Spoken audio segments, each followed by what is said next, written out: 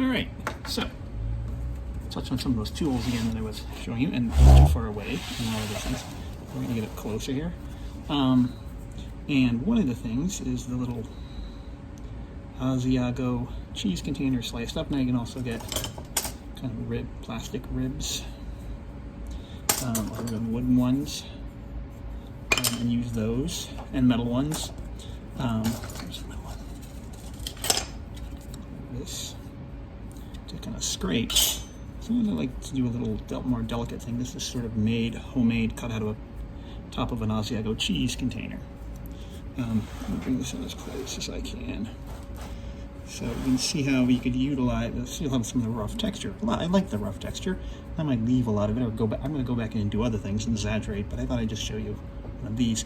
And I've kind of cut this out and shaped it, and then smoothed some of the edge, sanded some of the edges even, so it doesn't have a jagged edge.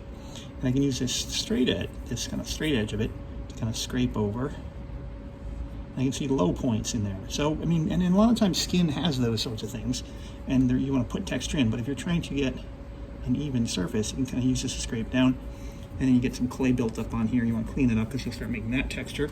And you can take some clay and kind of fill that back in as needed. But I can use this to kind of smooth these areas.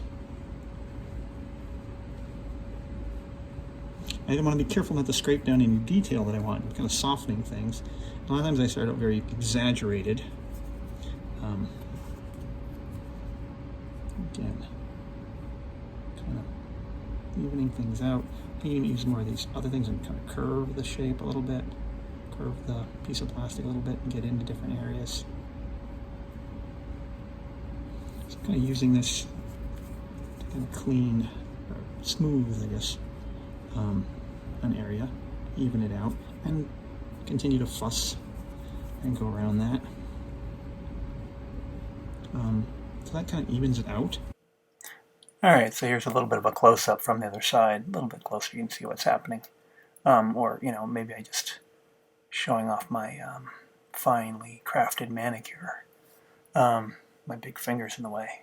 Anyway, kind of see, getting in there and see a little bit closer what you can smooth out with a little plastic Asiago cheese, or any kind of cheese or other kind of plastic container. You can make your own little tools. Sometimes you get a better surface than you would have. Another thing you can utilize, even like a damp or a piece of fabric, and that will actually give you somewhat of a texture to it.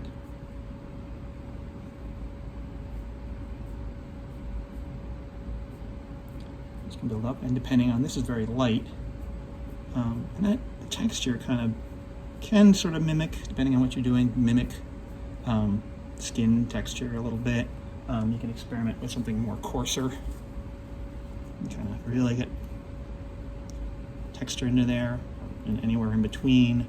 And another gratuitous close-up of working with that the fabric and getting in there.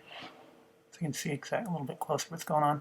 And this is actually in some ways texture, but also evening it out. Gets rid of the massive texture. But you can also utilize like a brush. I'm going to dampen this one a little bit. But some people that you try, I can go back in and even kind of like create sort of texture there, but sort of an even kind of texture over that.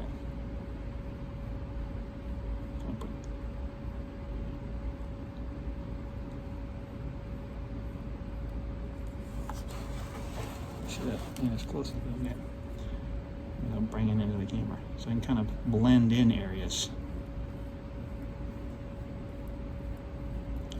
And I can use a softer and softer. It's a little bristly. I can use a softer and softer tool.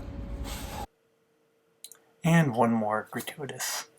There's the brush close up. Playing around with that. And like I said, you can use different thicknesses or bristlier or softer brushes. And also the clay, I can put a little bit of water on that, but you can also, like a drier clay, will have a different look. Anyway, so I can even like crinkle it. Sometimes when you take the plastic off it, if it's been against it, you'll get kind of, I don't know how to see the image, like a plasticky kind of crinkle of that. And some people actually decide that that's kind of really... Now, a lot of this we might not be able to capture in your mold, depending on what you would cast into it.